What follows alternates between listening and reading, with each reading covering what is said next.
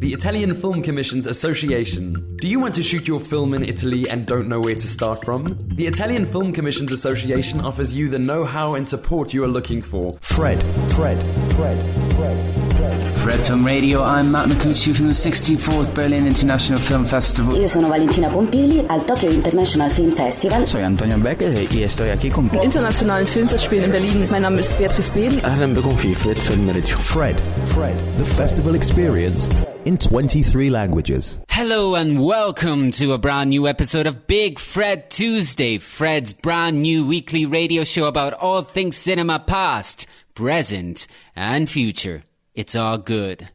I'm your host, Matt Micucci, and once again, we will be presenting you here with plenty of great interviews with amazing guests from all over the world. But before we get started, here's some news regarding this year's edition of the BFI London Film Festival, which will take place from the 7th to the 18th of October. It was announced that while there will be screenings held in cinemas factoring in safety concerns and restrictions, there will also be an expansive virtual edition of the festival running on the same dates and titled Virtual LFF, making this the first time ever that the BFI London Film Festival will be widely accessible across the UK. The virtual LFF will feature 50 screenings online, with each film scheduled to premiere at a particular time and include additional elements, such as Q&As with filmmaking talents and programmers, online salons, and discussions around films. Many of the films will also include subtitles and audio descriptions for audiences with access requirements. As a one-off for this edition, the winners of the awards in 4 of the festival's categories will be selected by the audiences themselves. These include audience awards for Best Fiction Feature, Best Documentary Feature, Best Short Film, and Best XR. The winners will be announced in a live online ceremony on the final weekend of the festival. In addition, the LFF press and industry screenings will also be moved online.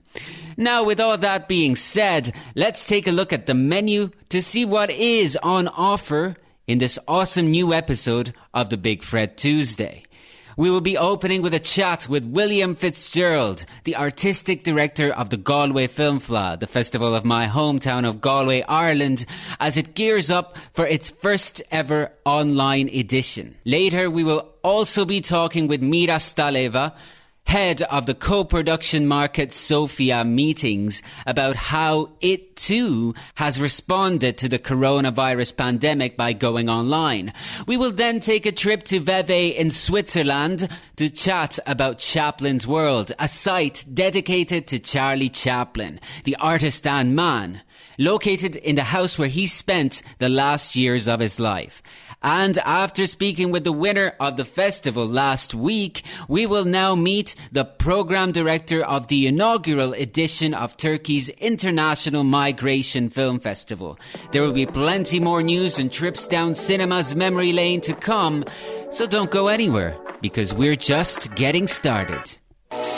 The Galway Film Fleadh is Ireland's top annual film festival and one of the country's major cultural events. This year, in response to the pandemic, the festival will take place online for the first time ever. And we're going to see how exactly that will be happening, as well as some of the films from the programme, as we are joined at this time by Galway Film Fleadh's artistic director, William Fitzgerald. Will, welcome to the show. Thanks, Matt. How are you doing?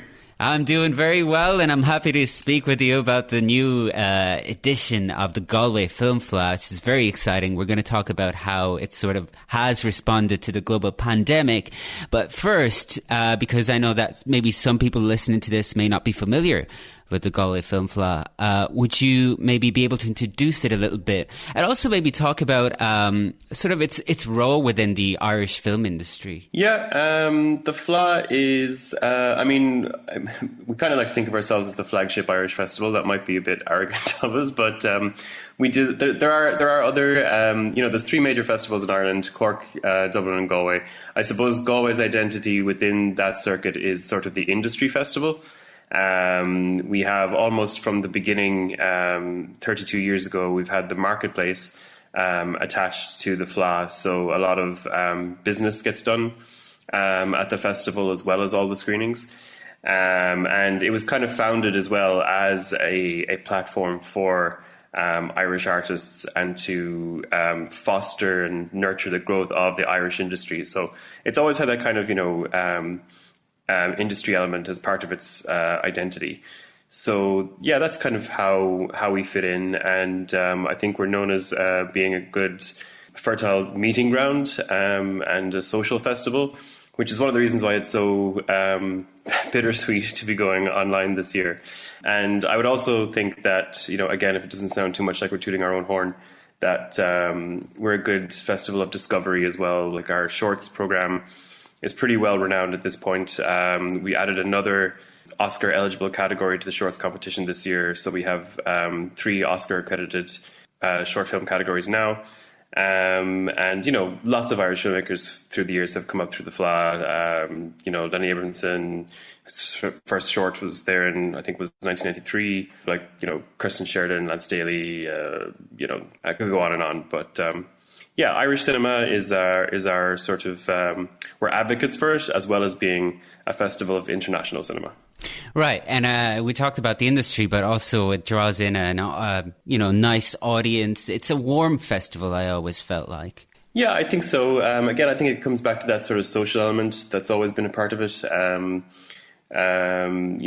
think when people talk about Galway, they always talk about the sort of camaraderie of the rowing club, our social club, after the screenings, as well as the screenings themselves.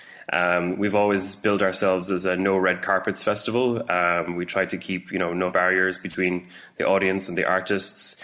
We try to be as convivial as possible that way. Even as the festival continues to grow year on year, we try to retain as much of that identity as possible. And I think it's why the international guests love coming here as well. It's sort of a break from the norm of the red carpets and the velvet robes. And it's just sort of a kind of friendly free-for-all. But we owe a lot to Galway that way as well, like the city itself. I think, Galway's not one for notions. We don't tend to chase celebrities down the street when they're in town, kind of like to, would rather share a pint with them down at the rowing club after watching their film or something like that, That's true. And everyone always talks about the rowing club, so I'm happy that you mentioned it. If they go to the Fleadh, they're always like, great vibes in the rowing club. Yeah. It's a major cultural event in Ireland. And like you said, it's hard to believe that, it had to adapt to the current pandemic. But of course, that was the responsible choice in the name of health and safety. But was it a difficult choice to make? Yeah, and we didn't come to it lightly. It was after some sort of, we did a lot of troubleshooting. We looked at, could we possibly postpone? But we knew that even if we did that, we'd probably be looking at social distancing still, even if we pushed back to like August or September, which I think, our hunch on that will be borne out to be true.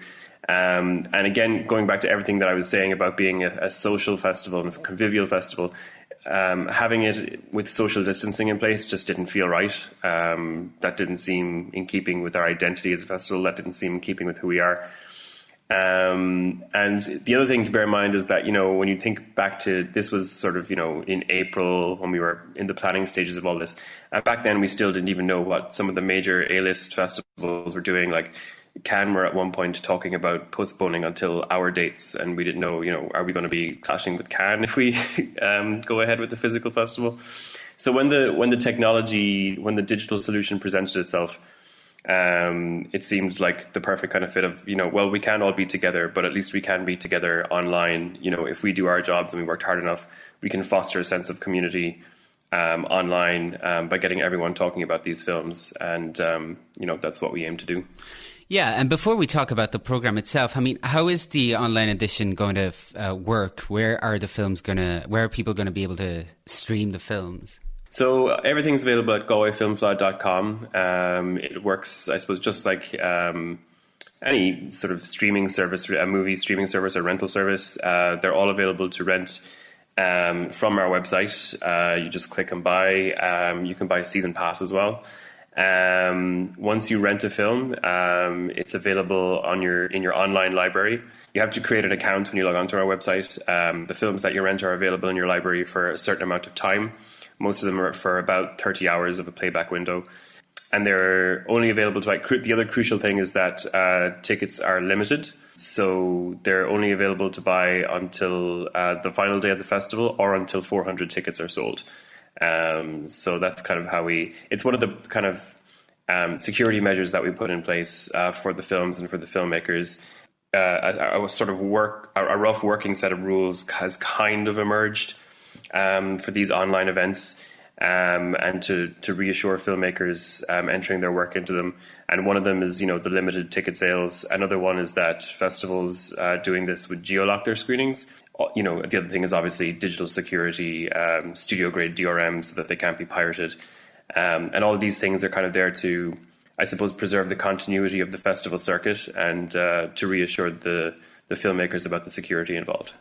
Sure, yeah. Before I forget, what are the dates of the festival? It's the 7th to the 12th of July, so next Tuesday through to Sunday. We will return to talk about the films presented within the programme of this year's Galway Film Fleadh and more in a moment.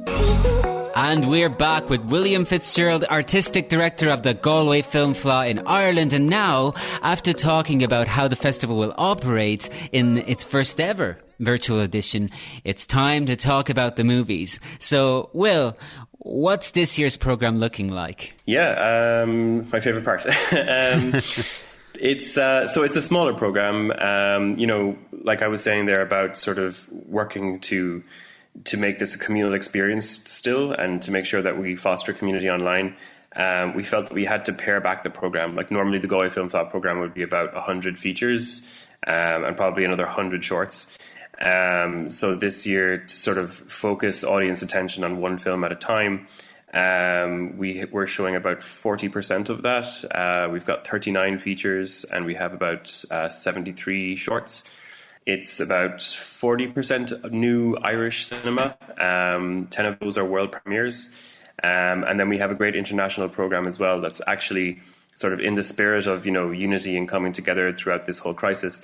Our international section has largely been co-curated with other European festivals. We've formed a new festival network as part of our Galway 2020 European Capital of Culture project that we call Europa Festivals, that we plan to keep it as a network going forward as a collective within Europe. And we decided one of our pilot projects would be to co-create a new film competition. And so that takes up a large part of our international program as well. And what are some of the films that you think particularly stand out from the program? So we have on opening night, the new Irish documentary, The Eighth, I think is still incredibly topical. It follows some of the leaders of the Together for Yes campaign from the Irish abortion referendum 2 years ago. And since that referendum, for people who are familiar with Ireland or possibly with, politics in the region, it's still, the conversation around it is still ongoing. And this film kind of takes you back through that journey from the beginning of the campaign through to the resounding yes vote in 2018. And it's sort of it's a real emotional roller coaster of a film, particularly, if you're Irish or from Ireland or spent time there, and the sort of the deep rooted, I suppose, Catholicism and other factors, necessitated that change 2 years ago. There's just sticking to docs. There's still the documentary section is incredibly strong this year. Pat Collins' new film, Henry Glassy Fieldwork, will be showing that on the Sunday. That's, people familiar with Pat's work know he's one of the best Irish directors working in the current moment. Song of Granite and Silence were just two incredible dramas, and this documentary has that same sort of really assured sense of pace that Pat brings to his films. It's really meditative, and I think, Sunday afternoon, where we've programmed it, is a perfect kind of time to just sit down and let yourself be immersed into it. We have a great new Irish language documentary called The Tribe of Gods. That one is made by Loic Jourdain while he was living on Tory Island off the coast of Donegal. His previous film, Turning Tide in the Life of Man, was all about islanders living on Inishbofin and their fight for their fishing rights in Europe. This one kind of focuses on the residents of Tory Island and the last days of the last Irish king who lived there until recently, Patsy Dan Rogers. And then moving into dramas, we have some incredible first feature debuts at the Fleadh this year. Redemption of a Rogue is a particular favourite of mine by a director called Philip Doherty, who has a theatre background and that I think is really evident in the film. It's also blackly comic, and it makes some great use of theatre actors as well, like Aaron Monaghan, who people will know from some of the Druid productions that have been staged here in Galway, as well as shows like Vikings and things like that. We have the first feature from Phil Sheeran, who people might be familiar with from his short film work. That one is called The Winter Lake. It stars Emma Mackey from Netflix's Sex Education, and it was written by David Turpin, who wrote The Lodgers from a few years back. We have a new Irish-Lithuanian co-production from first feature director Lena Luzait. That's all about it's a coming-of-age story of a Lithuanian teenager living in Dublin. And we have a really funny sort of Arrested Development style kind of comedy on our opening night after the eighth play is called Poster Boys, about a sort of down-on-his-luck merchandiser who has to look after his nephew for a weekend. And that's a first feature from a Dublin director named Dave Minogue. So lots of discoveries and lots of great documentary and drama in there. Yeah, it sounds great, and I'm really looking forward to seeing Pat Collins' new film, actually. And I understand that there's going to be an In Conversation series. So I suppose every year at the normal physical festival, we would host masterclasses with luminaries from each of their individual fields, actors and directors and writers. This year, we decided not to go with a full-on, intense, 3-hour masterclass because that sort of taxes people's attention on a Zoom call. So instead, we've kind of pared them back to the idea of these sort of hour-long, approximately kind of fireside discussion style conversations with various artists. So we've got one with Keith Carradine, who's a prominent working artist, working actor.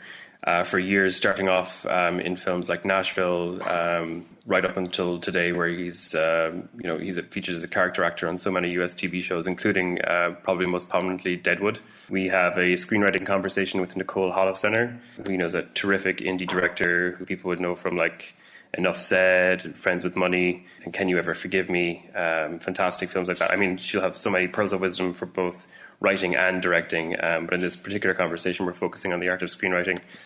And then we also have a great director's conversation with Joe Dante, who, of course, fans of genre cinema will know from, Gremlins, The Howling, Small Soldiers. And he's in conversation with Ashlyn Clark, who directed The Devil's Doorway 2 years back. So they have a really fun conversation about genre cinema together.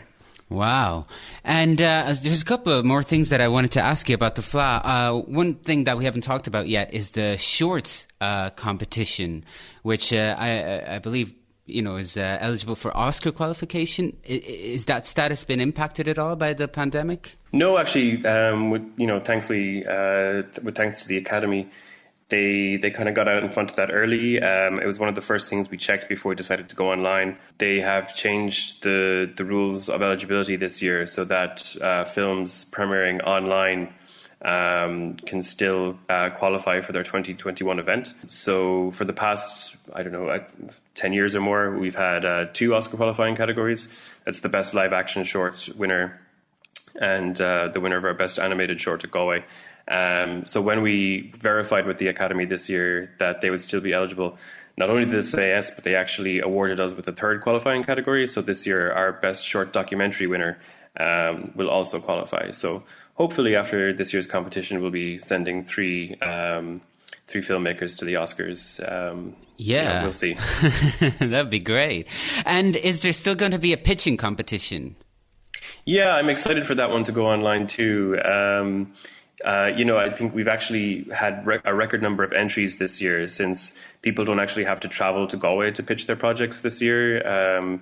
The entries just flew in, and people will be pitching over Zoom. And the whole thing will be broadcast live on our website, like so many of our other events. So the audience can still watch these filmmakers pitch their projects and compete for a €3,000 prize. And the judges then will also, deliberate online also, and the winner will be announced at our awards ceremony, which will also be live streamed on the final day of the Fleadh. That's great. So thank you for joining us. My final question for this interview is, do you see yourselves integrating some of the digital experimentation that you're doing now, sort of in a sense, maybe even pioneering, in future editions of the festival? I'd love to. It's ultimately going to come down to cost. But yeah, I suppose what you're getting at there is we've learned loads, and it would be incredibly useful. For one thing, just the accessibility of it all. This will be the most accessible the Film Fleadh has been in its 32-year history. People from all over the island of Ireland will be able to tune in to watch the films. So our ambition for this coming week is to really make every film we screen part of a national conversation online, and that's a part of it, the accessibility part, that I'd love to carry forward. Also, the marketplace that I mentioned at the beginning, all of our meetings between filmmakers with projects in development and the sort of decision makers that are taking part will all take place online. And that's actually been a much more streamlined event this year, because filmmakers can simply upload all of their promotional materials and their pitch packets and trailers and things to our online platform, so that the decision makers they're meeting with can sort of assess them ahead of time, or possibly even while they're talking to them online. So it's been a much greener festival, without having to produce loads of printed materials. That's been another advantage going online. I'd love to carry all these things with us, but creating your own bespoke streaming service is actually very expensive, it turns out. And I don't know that we'll be able to do both the physical and the digital simultaneously going forward. But if it's possible, we'll definitely, we'll try. All right. Well, it's been an absolute pleasure, and I wish you all the best. Thanks a million, Matt. It was great to talk to you. Sofia Meetings is the annual co-production market of the Sofia International Film Festival in Bulgaria.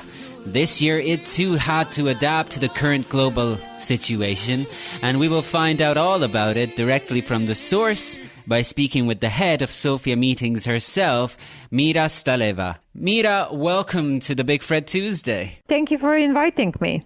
Pleasure. Very excited about this, because obviously there's been a lot going on around the world with the pandemic. So we will be talking about the Sofia Meetings co-production market in a moment. But just to provide some context for our listeners, I was wondering whether you would be able to say a few words about the Sofia International Film Festival itself. I've never been there myself, unfortunately, but I understand, of course, that it's a major cultural event for Bulgaria and the region at large. Yes. Said it very correctly. It's really a big event and one of the biggest festival on the Balkans, together with the Sarajevo and Thessaloniki. So Sofia, the festival we started in the beginning of the 90s. After a short history of going through Rock Film Fest, Music Film Fest, we became what we are. So Sofia International Film Festival. So we kind of dropped the music part, but we always stayed loyal to it, having concerts and music box section in the film. But it's basically, our competition is focused on upcoming directors, first or second film, but the festival itself shows films from everywhere as far as they are really good. So we have great audience in the years, and we want to keep it. We are quite ambitious in this sense, but cinema is quite a luxury item in the countries that you don't have such a variety of distribution of titles in distribution. And Bulgaria is exactly this type of country. Although the piracy is a national sport, still in the torrents you don't find out these big quality art house films which are really inspiring.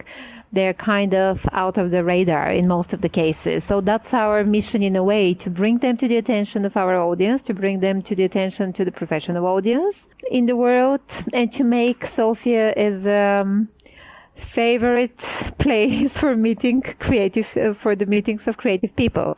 And Sofia Meetings, as a co-production market, came as a part of this mission. That's why Sofia Meetings is also focused on upcoming directors. So basically we present first, second or third fiction feature project of the director. So you see they're connected.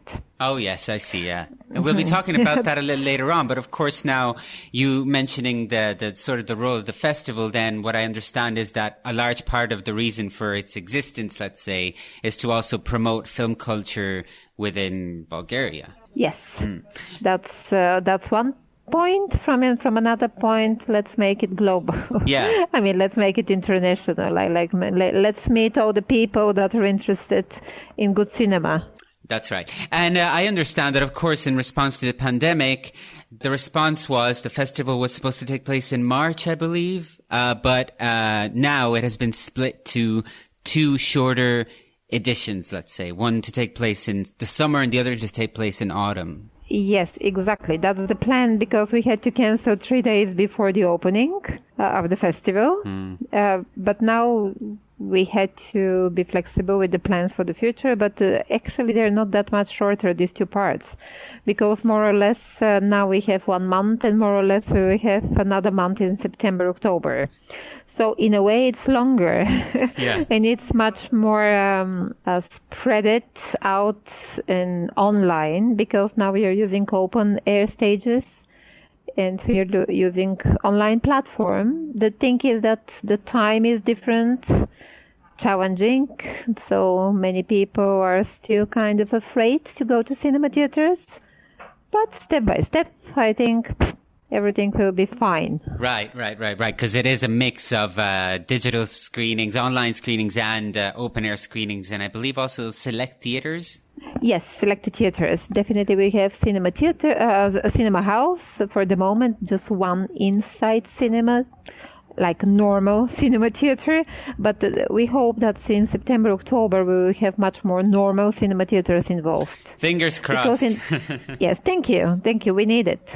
Yeah, and I understand that the same thing sort of happened with the Sofia Meetings. Maybe we'll get into that a bit later, and you sort of introduced it a little bit earlier, but I was wondering whether you'd like to say maybe a little bit more about perhaps the history of the Sofia Meetings as well, and what they are. Yes, I mentioned already that they're very connected. So basically we started with the festival. All of a sudden the festival grew, became kind of international spot and under the international radars. And we were thinking about all these directors and producers and new projects, and especially the directors from countries which are not that big as production, that they're not that very well known. So this is how we came to the idea to create Sofia Meetings as a co-production market, focusing on upcoming directors, upcoming with first, second, third fiction feature, because you say third feature, maybe it's not that upcoming, like they're already experienced, but not that much, especially if you're coming from a small country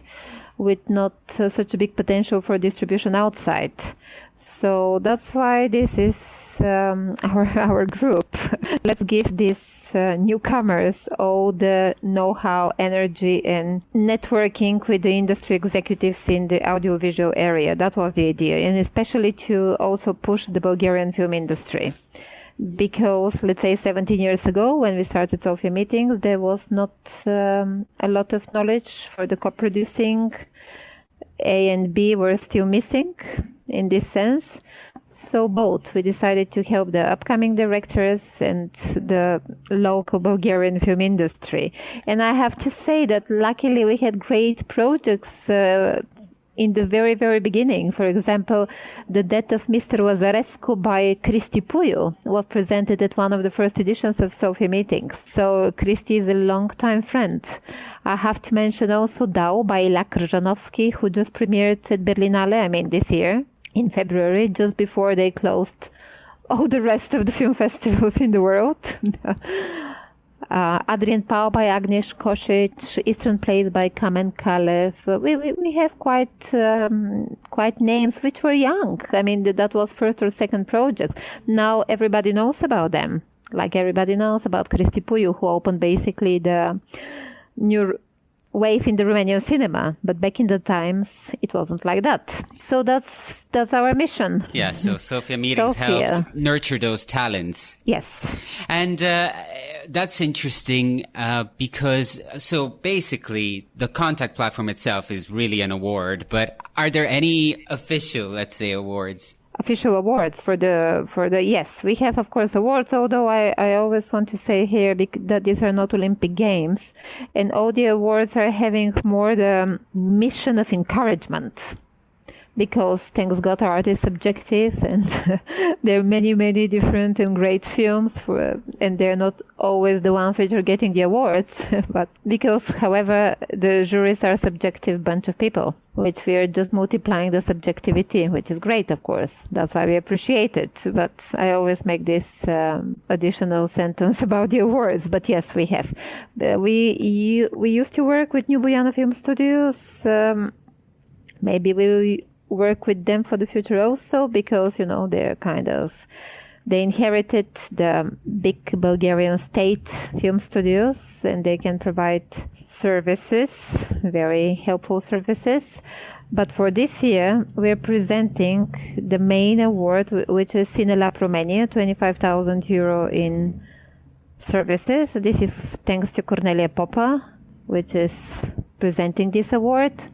Focus Fox studio in Hungary is also giving 10,000 euro in services. Then we have Villa Kult, which is an award like selection of one of projects and bringing the director and producer in Berlin and meeting them with the German industry and trying to find co-producers which are matching the idea of the project. Then we have an award which is provided by Zeynep Otakan. Zeynep is the longtime producer of Nuri Bilge Ceylan, and she's also offering a tutoring of a project and a producer. Usually it's a female producer. Here we open the theme of the gender equality. So yes, after that we have some partnerships. We have partnership with Producers Network, which are awarding to accreditations to our producers. Then Crossroads, another co-production platform part of Thessaloniki Film Festival, is selecting a project for Sofia Meetings, and Mediterranean Film Institute, which is a training platform, is also giving a free scholarship for a project from Sofia Meetings. So we are trying always to make our network bigger and kind of to make new partnerships, because when you're making films, this is the most important. Making cinema is a very collective work, and many bodies on the way can help in this direction, being a scholarship to make the script better, or being even accreditation for Cannes, which if you're coming from a small country, Central or Eastern European, it's already something. Maybe not for the big industries from Germany, France, and UK, but for the rest of the world, it is. We will return to talk more about this year's edition of Sofia Meetings after this. And we are back with Mira Staleva, head of the Sofia Meetings co-production market of the Sofia International Film Festival. And Mira, we talked earlier about the festival having to essentially be split into two parts in response to the global pandemic. And I understand that a similar decision was taken as far as Sofia Meetings is concerned. Is that correct? Yes, we had to, actually, because with the works in, maybe let me briefly mention what is Sofia Meetings. It's a co-production market, but it has two parts. The one is the pitching of the project. The second one is works in progress, screening all these films which are not completed or completed but still without premieres at big international event, or looking for sales. So as we had already the great selection of films, we had to go out with them, because the festival, which will be coming in the second half of the year, they need to select now, and may appear to be the right timing, because Cannes was missing on the stage, so nobody from the film industry had nothing to do in May. So we just managed to grab this place. So from to the 27th till the 31st of May, we screened all these films, and we already have one of the good news that February by Kamen Kalev was selected for the official selection of Cannes Film Festival. And for all the rest, we are waiting eagerly, because not a single festival announced so far the selection. Fingers crossed. We love our projects. We care for them. And now we are coming with the second part. From 30 to the 8th July will be the pitchings, and will be the additional part, which usually is having some talks, panels, workshops. Of course, now everything in the digital age, everything is happening as a webinar because we are going online. Yeah, exactly. So, but we have some very interesting themes, like traditionally we focus on transmedia and VR. We always felt kind of obliged to show new ways, new possible horizons for the filmmakers from Eastern and Central Europe. So that's why we keep this transmedia corner alive. Yeah. I wanted to go back to the first part first, before we get into maybe the program of the second section and how it will operate. And because it's sort of the pandemic forced you to experiment perhaps with softwares and the digital side of things, I was just wondering how it went and what were the challenges that you encountered along the way? Actually, it went very smoothly. And there is definitely kind of advantage in this, that you can screen it and the people at the other side can watch it in the most comfortable situation. But I think one of the biggest challenges is the lack of real contact. However good is the digital connection, and all these Zoom, Jitsi and other technological devices, platforms, you can never get all this information that's coming from a simple human face talking and making gestures. But beside that, I can say that it really went excellent. Many of our kind of directors and producers are very happy with the results. Festival programmers and sales agents also. So definitely, we were flexible. But again, what is the advantage of live meetings and the traditional models of co-production markets, and especially work in progress? Because when you meet, you click with some people, colleagues in the industry, and then you can talk about many more projects. So you can initiate something together. So it has such a great added value. Yeah, there's some things that can't be replaced by the digital world. Exactly. It's not a trade platform. Yeah. Even if we kind of sometimes can present it like that, co-production market, everything seems like that. Some projects are looking for financial partners, but it's much more about that. It's about creative clicking. It's about meeting of creative people which start doing things together. And for this, the meetings in the real space and time are essential. Right. And now we can talk about the second feature pitchings and professional events program. You mentioned that there'll be a few talks as well, and I was wondering whether you could give me an example of this program. Yes, absolutely ready to do that. As I was saying, we have this traditional focus on transmedia, but beside that, of course, we always kind of present showcases or some interesting topics for the industry. For example, what I find very provocative is distribution and alternative distribution. One of the really crucial themes, as we produce so many films, but just few of them are outreaching audience. So every year we have something on the alternative channels of distribution, how to deal with the audience. Where to look for them, what are the people doing in the world to exchanging good practices. But this year we went more transmedia, maybe because of post-pandemic world is more digital in the moment. I suppose it's just our digital summer holiday, and from September on we will come back to the normality. But what I can, Domenico Laporta, he's a journalist from Cine Europe, but also was heading RO Institute in Belgium, which was for new medias, and also the transmedia part of Vevey. So he will give a talk about the story structure and empathy characters. Why does it matter? Which is how we structure the stories, not only when we create projects for new media and transmedia, but also for the traditional storytelling. Then we will go to presenting gaming and interactive films, distribution and audience, how we connect the people which come from the traditional filmmaking with all the new directions that they can explore and present themselves, like gaming. For example, we have invited Jade Alexander, a producer from UK, which recently distributed The Complex, that's the title, the first sci-fi action interactive film. And we'll be talking exactly on this, how the audiovisual people can meet the gaming industry. What are the pluses? What are the minuses? What are the specifics? We also want to talk about VR as a kind of challenges of creating it, the virtual realities of nowadays. What else are we presenting?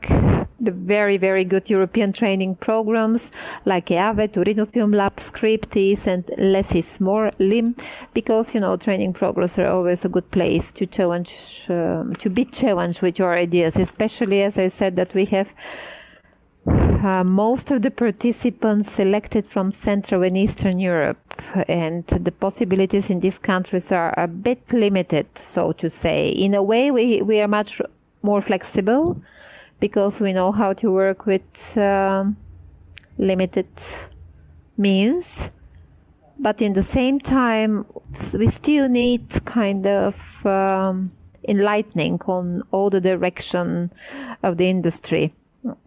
And what I wanted to say when I'm repeating all the time that we present mostly projects from Central and Eastern Europe, we are not limited to this. We don't have any geographical focus. It just happened like that because when you're upcoming director, especially from these countries, you really need somebody to take care of you, kind of to position you properly in between the industry, to make a network working for you. We are very open for projects from all over the world, and traditionally we work with Russia, Turkey, and all the Caucasian region, like Georgia and Armenia. Just because being neighbors, we kind of operate in the same scale. And especially we definitely have to say here that Georgian cinema developed very well in the recent years. And we are happy kind of to select a Georgian project every year. Did I miss something? That's okay. I think we got enough. Okay. I wanted to, because it's a shame because it sounds very fascinating, but we are running out of time. And I wanted to just briefly ask you as well, because I'm kind of curious about the second feature pitchings. And is there a structure to the different days of? Is that process spread out throughout the days in a specific way? Yes, there is. For the online edition, there is a very specific structure because you have to control the online world. So basically, we will use the advantage that being online, we don't need just to happen in 3 days, which is actually quite busy for all these professionals coming to Sofia usually. So now we are using the luxury of having the time from the 3 to 8, so the people can take. After the pitching, they can take easily the meetings, having enough time, and then they can come to the panels, to the webinars, which will be on the 5th, 6th, and 7th, and 8th. And on the 3rd and 4th, we will have the pitchings and the meetings. So 3rd in the morning, 4th in the afternoon, we have pitchings. On the 4th and the 5th, we will have the meetings. Basically, to summary, it's a luxury. We just have more time. But why not, if the online is giving you this possibility? Sure. And on that note, actually, just to maybe close it all, do you see yourself maybe using some of the things that you're experimenting with right now in the future? Yes, definitely. I think for example, for the works in progress, we definitely can use this hybrid version. So for some of the festival programmers and sales agents that first cannot come because they're busy, and second because of our budget restrictions, but they still can watch all these films online. Which is great, because this year, for example, we had like 60 festival programmers for the works in progress I'm talking about. We had all the big festivals, so which really in the reality is difficult. Of course, Sofia Meetings being situated in March, it's a great timing just before all the important festivals in the year. I mean, I'm not underestimating Sundance and Berlinale at all. It's just that after Sundance and Berlinale, there is almost no platform till the end of June, where you can present your works in progress. That's true. Yeah, but definitely to bring new ideas, how we can use online space also. Exactly. In a way, you're sort of pioneering a lot of these methods. I'm sure that the rest of the film world is watching what you guys are doing closely also because of the way you're running things. Yes, and it's great to share ideas because, it's a challenge for all of us. So I appreciate all the meetings with the colleagues that we have done already in the new home that we inhabit, Zoom space. I would suggest to Zoom maybe to furniture some of the room to offer this, this augmented reality, I think, can do that very easily. I'm joking with you, but it's really from so many Zoom spaces, we kind of lost ourselves. That's why going to the physical spaces is so beautiful. I'm craving this. I'm really missing it. Me too. Whatever works, let's put it like that. If there is something in the online space that we can use, why not? Right. Well, Mira, it's been an absolute pleasure talking with you. Thank you very much, and I wish you all the best. Thank you so much, Matt. Real pleasure, and let's hope we meet somewhere soon in the physical space, celebrating another dozen of good films and passionate people. Right on. Today marks Vittorio De Sica's birthday anniversary. He was, of course, one of the founding fathers of the deeply influential Italian neorealism movement, which lasted for roughly a decade, beginning in the mid-40s and ending in the mid-50s. The movement, for those unfamiliar, was characterized by stories set amongst the poor and working class, filmed on location, frequently using non-professional actors. De Sica started out as an actor of elegant comedy dramas, and he continued to act in other people's films while directing his own, amassing more than 150 appearances before his death in 1974. During the neorealist period, De Sica provided some of the most loved titles of the time, depicting street kids in shoe shine from 1946, the father of a young family in Bicycle Thieves from 1948, and a retired civil servant looking for his dog in Umberto D. from 1952. Shoe Shine was also the first film to ever win a Best Foreign Language Oscar. His works in the post-neorealist era were just as notable. Sophia Loren won an Oscar for her role in Two Women in 1960, the harrowing story of a mother and her daughter and their experiences during the World War II. And in 1956, he directed arguably his finest comedy, Il Boom, a faster-paced satire set in the Italian economic boom period of the time and starring one of Italy's most captivating and talented of comedy stars, Alberto Sordi. De Sica was occasionally able to cross the border via co-productions with territories outside of his native Italy and doing bit parts on British globe-trotting shows, as well as such amazing movies as Max Ophuls' The Earrings of Madame de from 1953. On top of that, his legacy in general remains as powerful as ever, and to this day, movies like Bicycle Thieves routinely make the list of the best films ever made. So happy birthday, Vittorio De Sica. And after this brief history of one of the most important and influential filmmakers of all time, we will be talking about another legend of the silver screen who actually predates him, but whose works are timeless, funny, dramatic, poetic, and important parts of our global heritage. I'm talking about Charlie Chaplin, and we will be joined by the head of communications of Chaplin's World, a site that celebrates his enduring legacy, in a moment.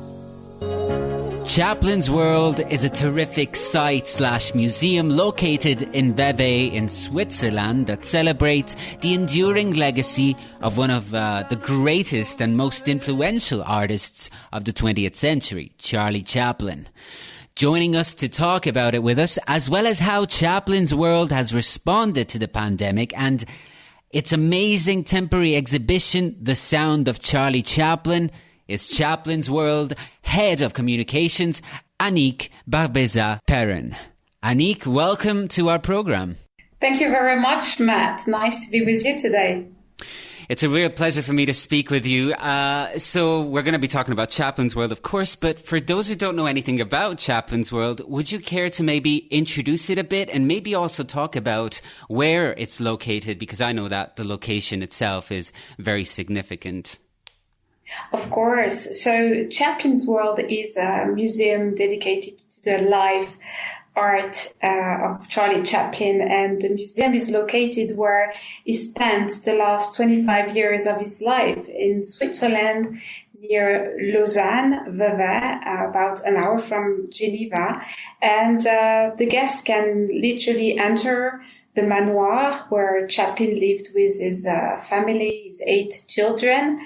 So it's an extremely fun experience because the museum is really big.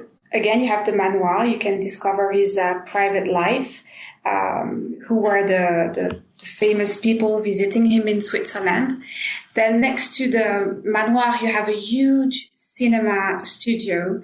And we start the visit with a huge, big, nice movie explaining Charlie Chaplin, his movies, with also a little bit of history on the 20th century, because, Charlie Chaplin used a lot of the news to make his movies, like the First World War, economic crisis, and all this was literally at the heart of his movies. And then you enter this big studio, and it's really fun because you can play within the movie set. So it's very interactive, not in a way with technology and screens, but much more like Charlie Chaplin used to play with his body a lot, and he was a great pantomime artist, and the visitors can do the same. Actually, they play with their body within the movie sets, and that's really what the conceptors wanted to have.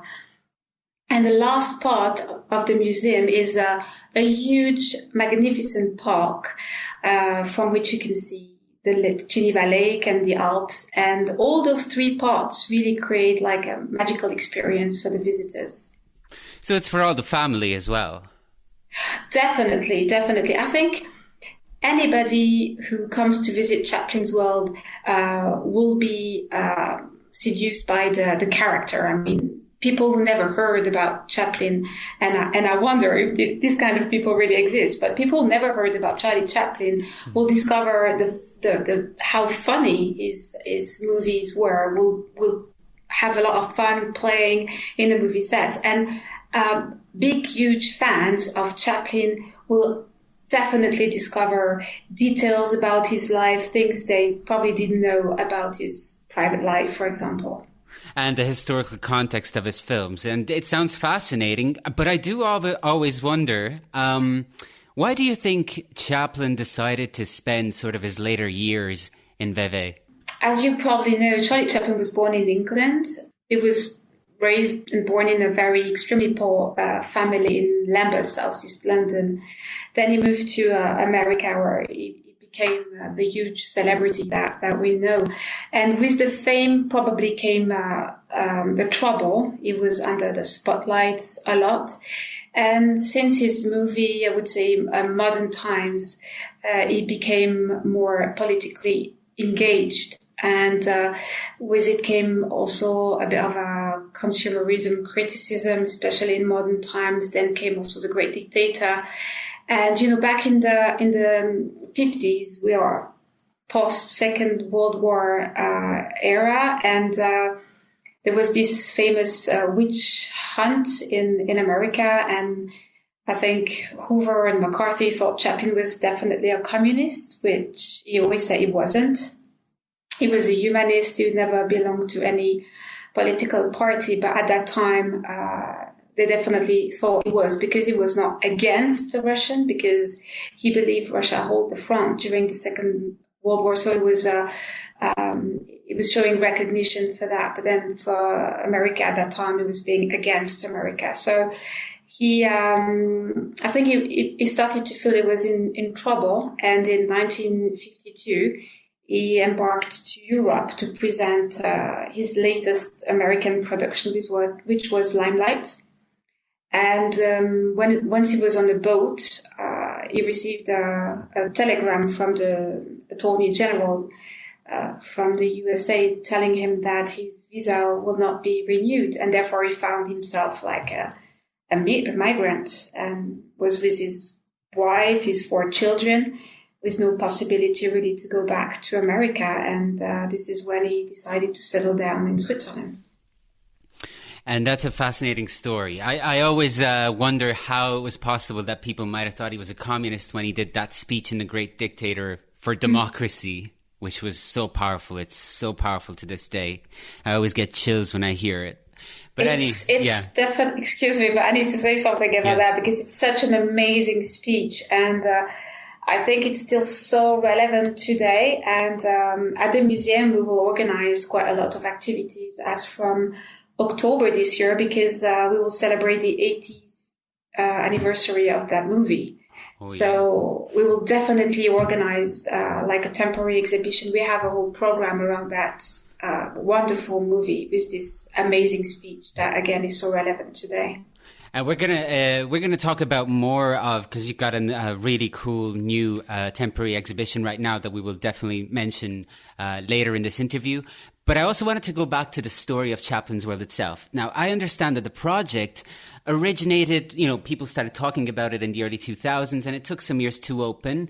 And since it has opened, has it been a popular site for Chaplin and arts lovers? Oh, definitely.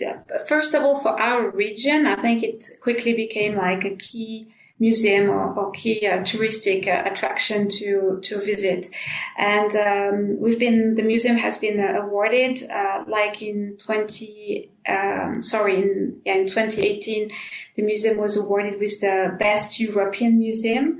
So it's a huge recognition for us, and definitely I think today it's like a key place to visit for the people. And again, everybody can have fun here, all kind of public. We will continue to talk about Chaplin's World, how it has responded to the pandemic, and its temporary exhibition, The Sound of Charlie Chaplin, in a moment.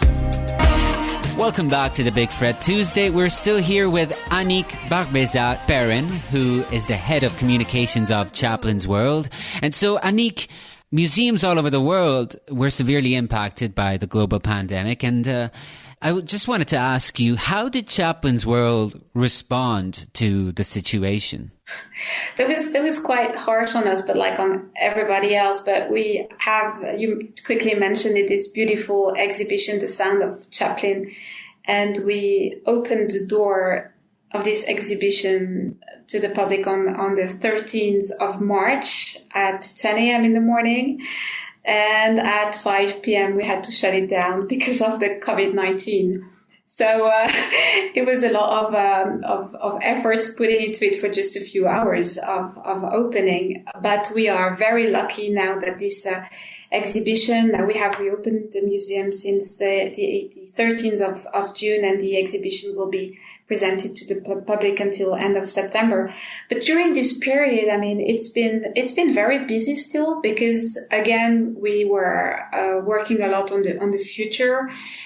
We have this nice program about the dictator coming up. So I think we definitely took the time to focus on the future and what was to be done for our public for when we could meet again. Excellent. So now that it's sort of reopened, what are some of the safety precautions that museum goers are asked to adhere to? So first of all, I would say that for the people who like to come and visit, the first thing to do is probably to buy and book the tickets online. Like this, it allows us to have a better management of the flow on site. So we make sure it's not too crowded.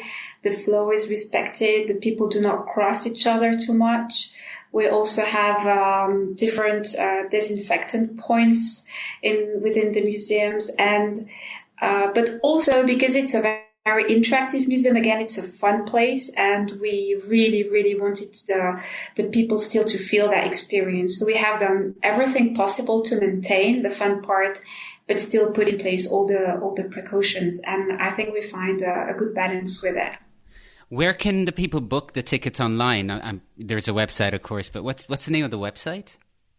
It's chaplinsworld.com. Okay, I wanted to make sure to mention it just in case I forgot. Well, that's why it's wonderful that the museum has reopened and that you're doing all you can to ensure health and safety for the people who do decide to visit.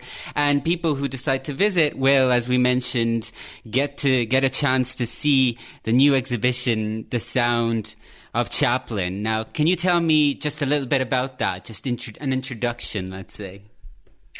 It's a fantastic exhibition. It was first created and was first presented to the Paris Philharmonie Museum last summer, and we are very proud and happy to present it here within Chaplin's former house in a smaller version, I would say, of the exhibition. But it's just fantastic to discover what an amazing genius Chaplin was, because again, it was just not only an actor, producer, director, but also it was writing the music for pretty much all these movies. And this, I think, little people know it.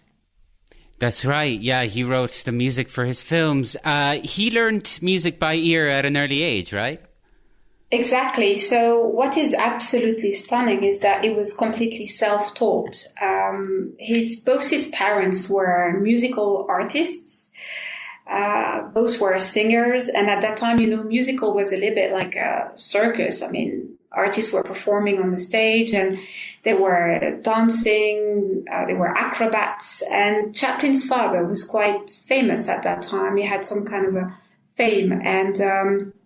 And I think Chaplin learned a lot from his parents, being in the backstage, observing them. And one day, Hannah, his mom, was on the stage and suddenly her voice broke. She couldn't sing anymore. And Chaplin was 5 years old. He was in the backstage and Hannah just called him on the stage because she really couldn't perform anymore.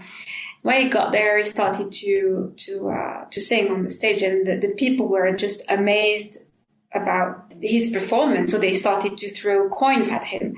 So he stopped singing and he said, okay, you want me to sing? So throw more money. So I think he very quickly understood that he could do maybe a business or a career out of being on the stage. And this is how it all started. And then he performed everywhere around England and in America. And this is when he got spotted by a famous producer who invited him to come and started his career in Hollywood. He really was a fascinating autodidact, and coming from the vaudeville tradition and then just flourishing into this major artist of the 20th century, composing some of the music of his film, and some of which is celebrated to this day, including possibly still one of the most famous songs ever, Smile. Definitely. It's a song that is just amazing. I mean, even recently the song got sang by Lady Gaga during her operation she organized with a lot of artists during the lockdown that was called Together at Home. And she decided to pick up that particular song, and she did an amazing performance because I think it's a song that is so full of hope. And this is all about it with Chaplin. I mean, he's talking about things that are tough and sad, but always with hope and with a smile. And so what sort of material is being exhibited? I mean, what does the exhibition look like? So first of all, we have a lot of archives showing how Chaplin used to work with music. Like, for example, again, as you mentioned, it was completely self-taught. So he didn't know how to write the music. So he had, I don't know the name in English, but he had this arrangeur. So he had this composer, arranger, and he was like singing the air, and he was singing the songs, and he was saying, oh, can you write this, but a little bit more like Chopin, or I would like this more like Stravinsky. So as he couldn't write the music himself, he was singing, and he was, of course, also an amazing musician. He was playing the violin. He bought a violin with his first salary. He was playing the piano, he was playing the cello, but never wrote the music, and was always saying that he had the impression that he would forget something or miss something if you would really translate the music into notes on the paper. In the exhibition, we can also discover a lot of photographs of Chaplin with a lot of famous artists. Again, for example, there's this amazing pianist that was Clara Haskell. We have also Petula Clark and Yehudi Menuhin. So Chaplin was definitely in love with the musicians, and it was always surrounded with them. Music was important at all stages of his life. And so you got all of this material exhibited from the archives. Where exactly is the material coming from? So we have a variety of material. There's all the Chaplin's paper archives are located near where the museum is in Montreux. We have photographs that comes also from the Chaplin's photograph fund, which is in a musée in Switzerland. And I think this is plus, of course, a lot of movies, abstract. We also have something that is very fun, again, for all public. We have this an old machine that makes a lot of different noises. This is an old machine that was used in the previous in the old-time silent movies. You know, you had this machine in the cinemas, and people would play like clap clap from the crowds, or we had, for example, noises from the wind, and people can play with that. And this is to show that with the silent movies, there was always a will to add sound to it. Although the technology was not there at the time, they always were very creative at adding the sound. But of course, for Chaplin, who was a perfectionist, letting these kind of things go and let it to the pianist in the room at the time where the pianists were playing on a movie, he didn't like it. He wanted to control everything. So very quickly started to write his own music for his movies. That's fascinating. That machine is really something. It's a fun thing. Annick, it's been a pleasure talking with you. Thank you very much for joining us and talking to us about Chaplin's World. I really hope to visit it one day soon. Well, Matt, you'll be more than welcome, and definitely we'll catch up when you come to Switzerland. It'll be a pleasure. Thank you very much.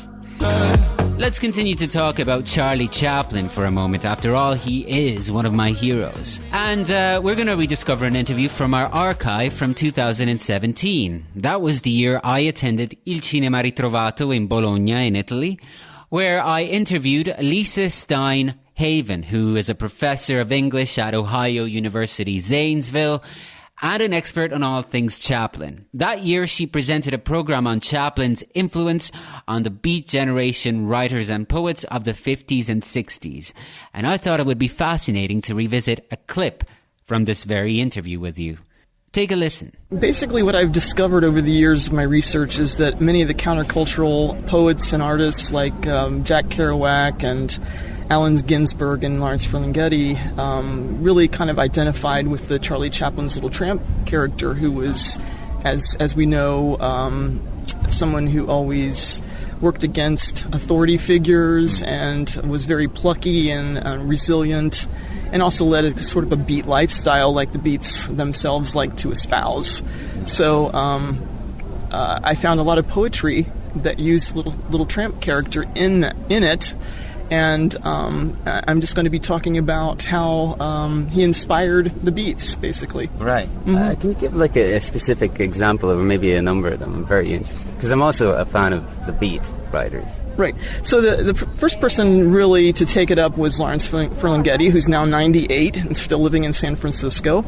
He's the owner of the City Lights Bookshop, if you ever get to go there. City Lights Bookshop. Yes. It's a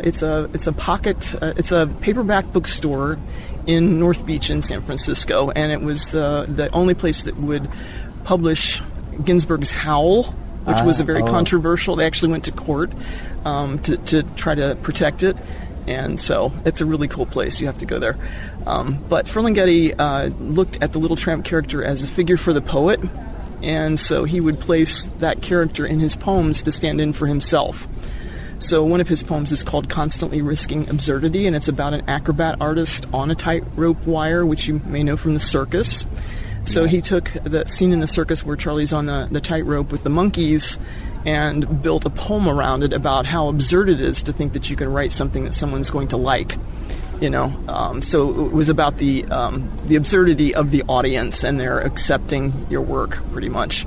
See, that's very interesting to me, because I know that Chaplin, around the 60s, which I presume is the era that we're focusing on here, wasn't exactly doing the Little Tramp works. He actually had kind of gone away from that. Right. And I actually did read the little introduction in the catalogue, and you mentioned the Monsieur Verdoux conference. I actually don't know much about it, but maybe you could kind of include it in the answer to my question, which very simply is, what was Chaplin doing at the time, and what was people's reaction to Chaplin's works at the time?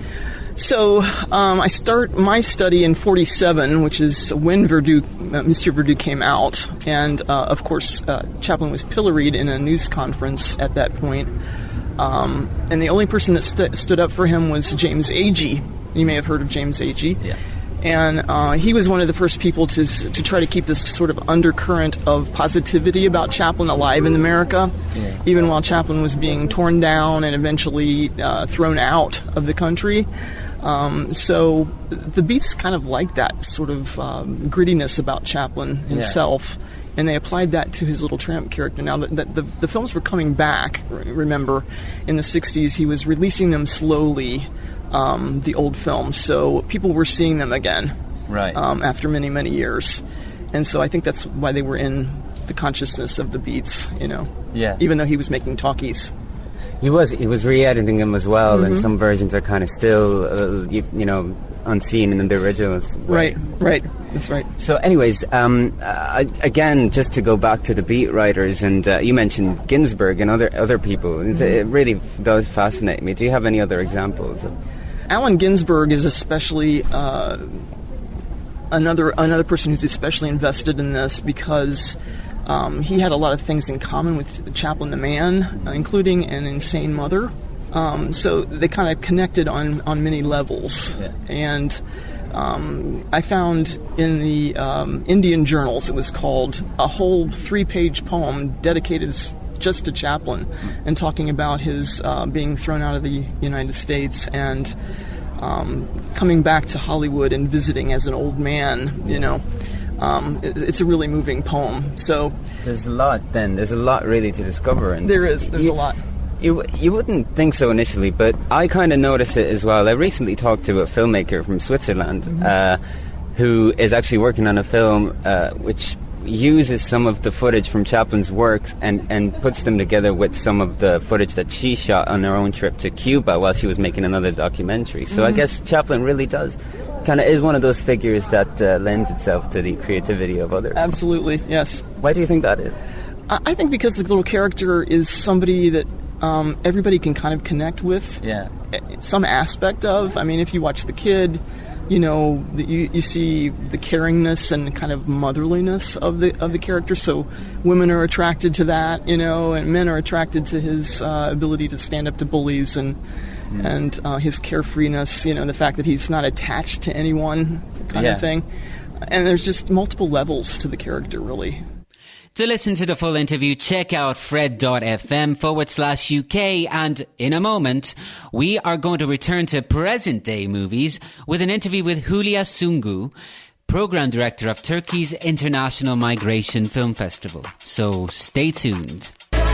So last week we interviewed Waad Al-Khatib, director of one of the most powerful documentaries I have seen in a long time, for Sama. That film bagged the main prize at the inaugural edition of Turkey's International Migration Film Festival. And now we are going to delve deeper into the festival itself by speaking with its programming director, Hülya Sungu. Hülya, welcome to the show. Thank you, Matt. Thank you for having me. It's a pleasure to have you here just a little while after the conclusion of the inaugural edition of the International Migration Film Festival in Turkey. And my first question to you is, for the listeners who are not familiar with the festival, would you be able to maybe introduce it and describe it a little bit?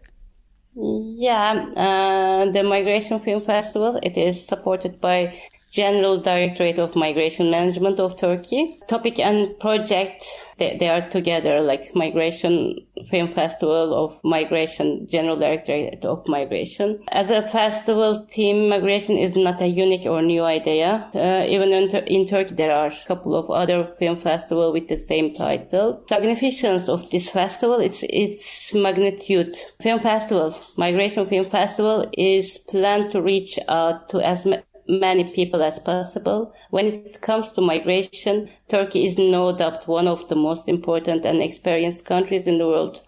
An estimated 5 million immigrants and refugees live here, and even this number is enough to keep migration constantly on Turkey's agenda, I can say. Okay, so I was going to ask you about the importance of the festival being organized in Turkey, but I think that what you just said is pretty explains it a little bit. But I also wanted to mention that you had the great F. Abraham Murray as the honorary president of the festival. Just out of curiosity, when did he get involved and how did he get involved? Actually, when the festival is supposed to be a traditional festival in Antep, in Gaziantep, one of the border cities of Turkey. We are programmers from Istanbul. When we invited to make program with my Directorate of Migration, they said we want some good names as an honorary president. So we started to search really very good name, which everybody respects, and also with migrant parents and migration experience themselves. So we had suggestion from America, from a friend. Then they said, Murray Abraham, he has Syrian ancestors and he is so sensitive about migration issue. So we thought it would be great to have him. Yeah, absolutely. He's a great representative of the festival. Yeah, thank you. Obviously, the pandemic has impacted many industries, including the film industry and film festivals as well. And so I wanted to know, because I know that this edition was online, was it difficult for you guys to react to the pandemic and make sure that an online version of the festival would still go ahead? Actually, when everywhere was closed in the middle of March, we were planning, we were almost done the program, the competition program of the festival, because it's supposed to realize April, in the middle of April. And so at the first days, we were just shocked and we didn't know what's going to happen next. We weren't thinking about any cultural events. We were just thinking about what are we going to do with our lives. Of course, we were closed at home. And I actually, personally, I couldn't think any cultural event will happen soon, at least back those days. But in a couple of days, we had a Zoom meeting. We talked about the future of the festival, and somebody came with the idea of going online, and we made a little bit research after the program, after the meeting, and we said lots of festivals, they tend to go online. But with a smaller program, we said maybe we can try to do something bigger. First, we tried to postpone it to October, but still we weren't sure about the pandemic, about the future of the festival. So we said, let's give it a try. The decision was difficult, but if you ask that now, the program itself also not easier than before, because some of the films, they didn't want to go online. Some of the titles, they withdraw from the festival. So we had to reschedule the program and create the program again after going digital. Where were the films screened? How were people able to watch them? The most popular platform for the screenings is Festival Scope right now, as far as I know. And because when we were making research about that, and we had really very long meetings with Festival Scope team as well. They were great, by the way. So Festival Scope had the role of the film theaters, physical film theaters. It was our film theater. Yeah, and were people able to interact in some way, maybe with the directors or? For the screenings from Festival Scope, people could rate the films they saw. It's kind of interaction, but for the real interactions, we invited all of the makers of the program, from the program, and also we did the Q&As for the films like at traditional film festival. We had all of the guests for each of the films, each of the titles during the festival. So it was actually kind of interesting, and it felt like more people able to join the Q&As and the films. Very good. Yes, it's good. Yeah, and also there are. This is migration issue. This is migration topic.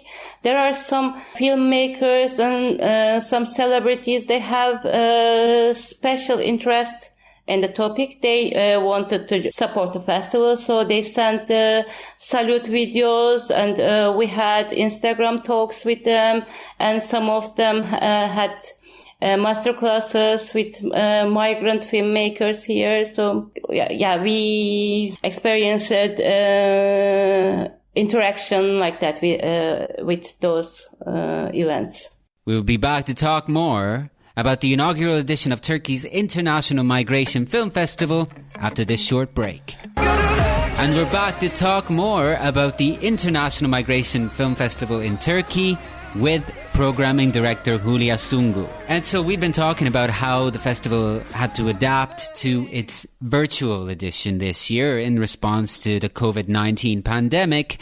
But now it's time to talk about the films. And the first question that I would ask you about that is, how was the program split up? I don't talk about like to find the films about migration or refugees. It wasn't difficult at all, because I think as it's one of the most important topics, issues of our time, lots of filmmakers tend to make films about the topic. So we didn't have any difficulties to reach out the titles. So I think we saw like more than 300 films about the title, and we tried to form our program around the forced migration mostly.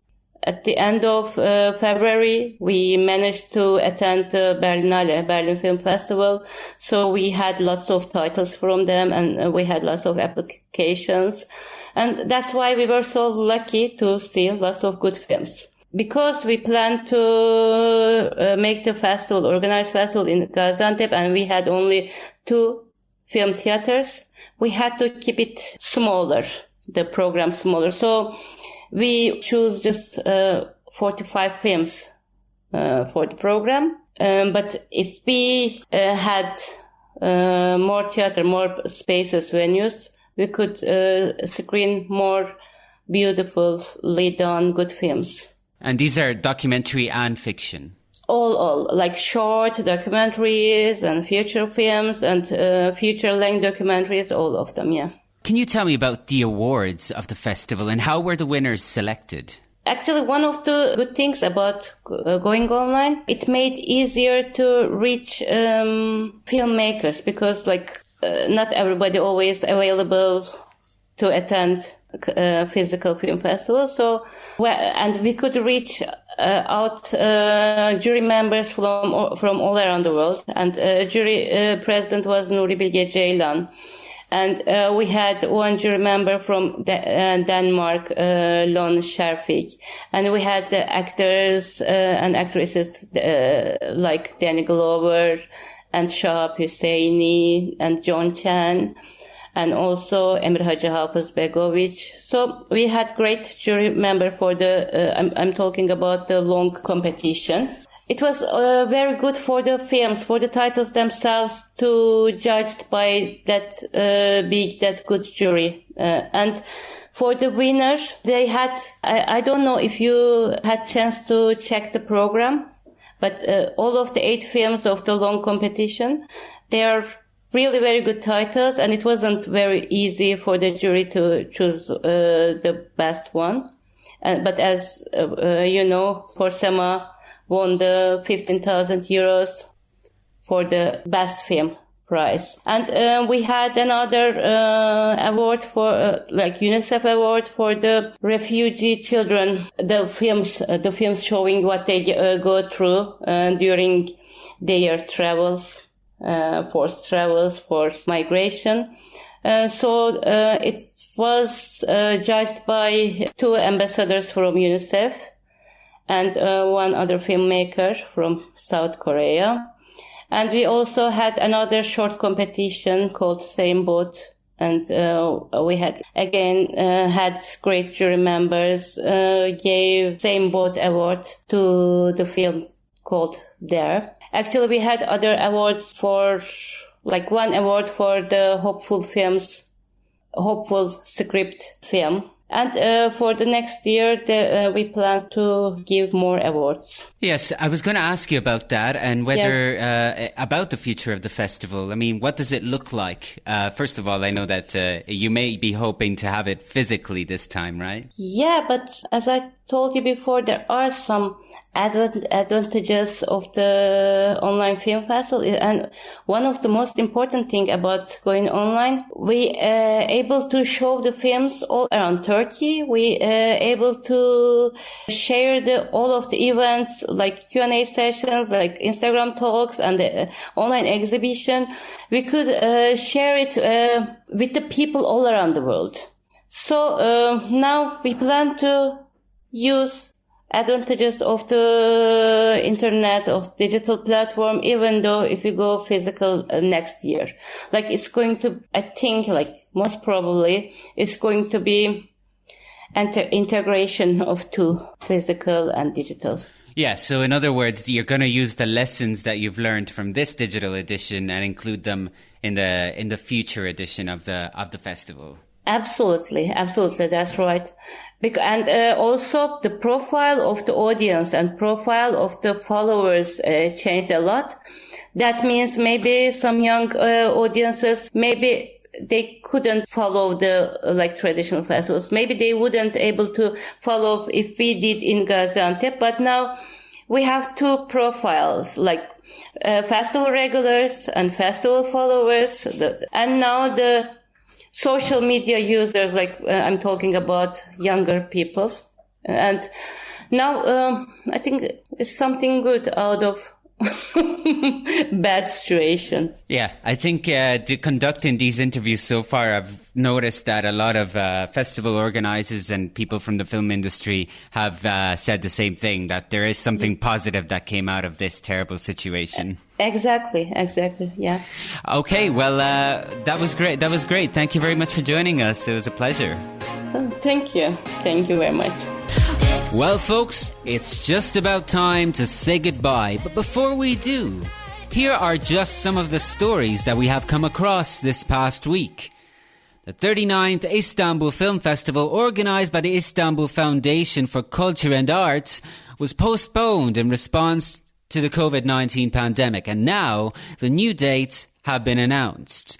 Essentially, the festival will be split into 2 parts. The first part will take place in a movie theatre and open-air cinema between the 17th and the 28th of July. This first part will include the national competition and national short film competition screenings. The remaining screenings will be held between the 9th and the 20th of October and will be in accordance with the controlled normalization process in culture and art facilities of the Republic of Turkey's Ministry of Culture and Tourism. And lastly, the Karlovy Vary International Film Festival has postponed its 55th edition to 2021. But as we speak, the festival is presenting Kvif at Your Cinema, a program of 16 films selected by its programming team in 96 movie theatres throughout the Czech Republic. Furthermore, it was announced last week that the city of Karlovy Vary will be hosting an intermediary edition of the festival titled Karlovy Vary International Film Festival 55.5. This will be a 4-day non-competitive film festival taking place from November 18 to November 21, during which 30 films will be presented and each film will be screened twice. With all that being said, we have come to the end of the show. Thank you so much for joining us, and please join us next week as we continue to talk about all things cinema past, present and future, so that we can stay connected during these difficult times and keep the film community strong and united. Till next Tuesday, stay healthy, stay safe, stay strong, and also stay tuned to Fred Film Radio, the festival insider. Fred. Fred Film Radio, this is Nicole Comotti here at Venice Days. Fred Film Radio, sono Chiara Nicoletti. Angelo Acerbi pour Fred Film Radio, on est au Festival de Venise. Fred Film Radio, z wami są Borku Terzik. Fred Film Radio, radio filmowe Fred, z tej strony Anna Tatarska. Fred, the festival experience in 23 languages. Fred Film Radio. 24/7 on Fred.fm and smartphone apps.